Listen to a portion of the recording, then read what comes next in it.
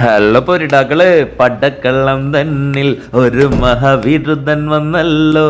എന്റെ പൊന്നിടാക്കള, ഇന്നത്തെ പടക്കള്ളം എന്ന് പറയുന്നത് ഒരു ഒന്നൊന്നര പൊരിപിരിക്കണം ഞങ്ങളുടെ പോക്കിട്ടാ.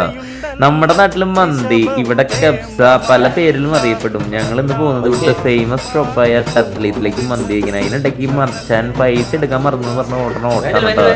ഞാൻ അതിന് വേണ്ടിയിട്ട് ആളെ കാത്തു നിന്ന് കുറച്ച് നേരം മുഷിഞ്ഞു.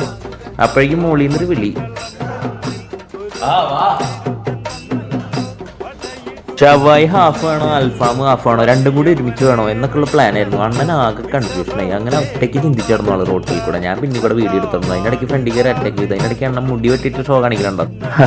അങ്ങനെ ഞങ്ങൾ ഇത് ടത്ലീത്തിന്റെ ഫ്രണ്ടിലെത്തി. ഇതാണ് ടത്ലീത്ത്, ഇവിടുത്തെ മെയിൻ കെപ്സ ഷോപ്പാണ്. ഇനിയാണ് നിങ്ങൾ കാണാൻ പോകുന്ന യഥാർത്ഥ പൂരം. അണ്ണൻ മെല്ലെ അകത്തേക്ക് കടന്നു. അകത്ത് തിരക്കുണ്ടാവുന്ന കയറി ചെന്നപ്പോൾ തിരക്ക് കുറവായിരുന്നു. അണ്ണൻ ഓടിക്കേറി ആദ്യം ടേബിളിലിരുന്നു. ഞാൻ കൈ കഴുകി, എനിക്ക് അങ്ങനെ ഒരു ശീലമുണ്ടായി.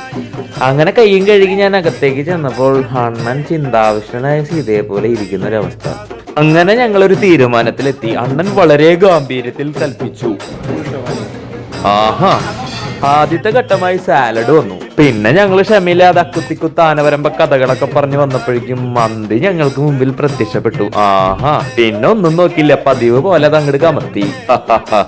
ഞങ്ങളുടെ സാമ്രാജ്യത്തിലേക്ക് സ്വാഗതം. അങ്ങനെ ഞങ്ങൾ യുദ്ധത്തിനായി ഒരുങ്ങിക്കഴിഞ്ഞു. ആഹാ, ഷവായി എന്ന് പറഞ്ഞാൽ ഇങ്ങനെ ഇരിക്കണം, പഞ്ഞിക്കെട്ട് പോലെ പറഞ്ഞു വരുന്ന മാംസം.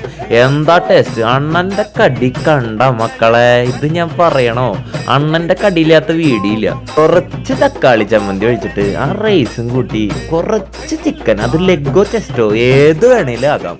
അണ്ണനപ്പുറത്ത് സോസ് വെച്ച് പിടിച്ചു തുടങ്ങി. അതിന്റെ ഇടയിൽ ഞാൻ ആ ചിക്കൻ ഒന്ന് പൊന്തിക്കാൻ നോക്കിയപ്പോ നടക്കണില്ല. നല്ല ഒന്നൊന്നര സ്റ്റീമഡാണ് ചിക്കൻ.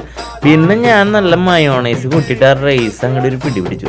അതിന്റെ ഇടയിൽ അണ്ണം വേറെ മൂട്. ആഹാ, കൊള്ളാലോ.